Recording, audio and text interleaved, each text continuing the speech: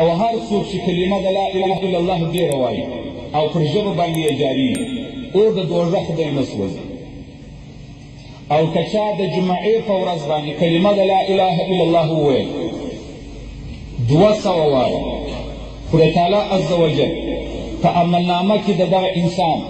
ثواب د 40 قبولو حجو خدای تعالی عز وجل ورنیشته کېږي.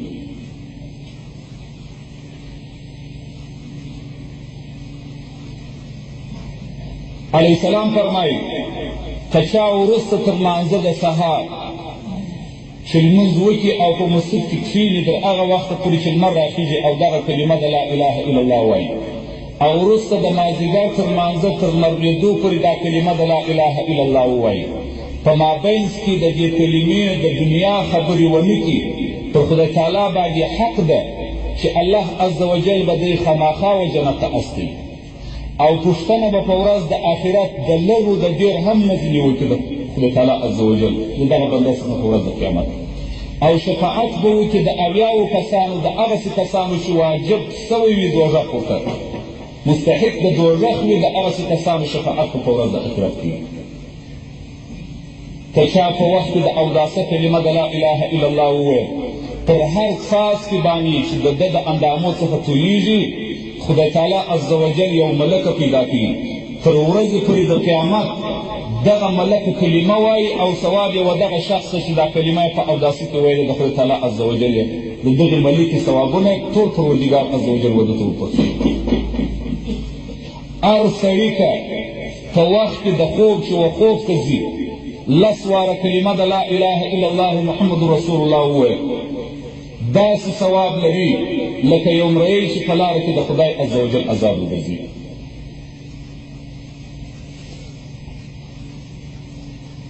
ګرانو محترمو، هر څوک چې کلمه د لا اله الا الله وایي او ورد یې ګرځي او ذکر یې ګرځي خدای تعالی عز وجل دی د اوره څخه د دوزخ ساتي. پروردګار عز وجل وحی و موسی علیه السلام ته وکړي چې ای موسی علیه السلام د امت څخه د علیه السلام یو قوم دی چې په زوره کلمه د لا اله الا الله وایي، دا دوستان زما دي، زه خپل دیدار اولین و دغسې قوم ته ورکوم، او دا په مثل باندې د پیغمبرانو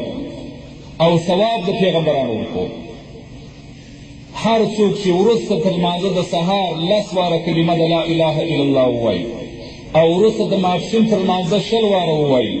د مازدیګر تر لمانځه یې 30 واره ووایي، د ماښام تر لمانځه 40 واره ووایي، د ماخوستن تر لمانځه وروسته یې 50 واره ووایي، تر وترو وروسته 80 واره کلمه د لا اله الا الله ووایي، خدای تعالی عز وجل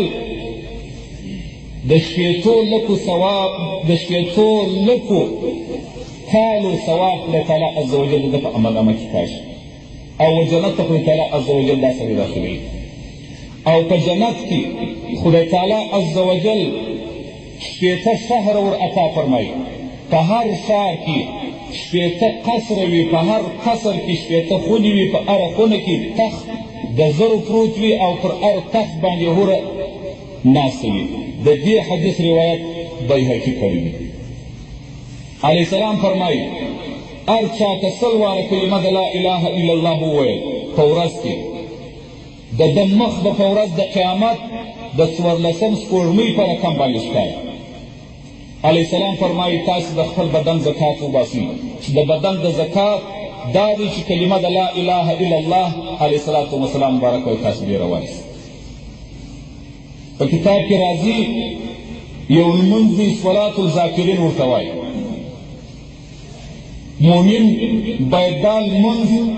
په خپل عمر کې یا چې فارغ رسید دا لمونځ باید وکړي. خدای تعالی عز وجل بیا حشر په ورځ د آخرت د ذاکرانو